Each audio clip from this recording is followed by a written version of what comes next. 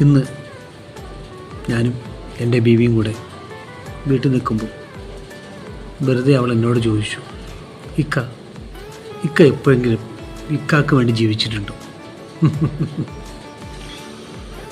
സത്യം പറഞ്ഞാൽ ഇത് അവൾ എന്നോട് ചോദിച്ചതാണെങ്കിലും തിരിച്ച് ഞാനും അവളോട് ചോദിച്ചാൽ ഇത് തന്നെയല്ലേ സംഭവിക്കുന്നത്.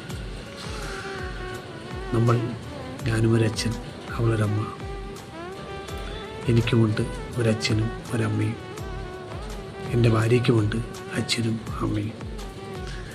അവരാരും അവർക്ക് വേണ്ടി ജീവിച്ചില്ല, നമ്മളും. ഇനി നമുക്ക് വേണ്ടി ജീവിക്കണം എല്ലാവരും. നമ്മുടെ കഷ്ടപ്പാടുകളെല്ലാം മാറി മറിഞ്ഞിട്ട് നമുക്ക് വേണ്ടി ജീവിക്കാമെന്ന് വിചാരിച്ചാൽ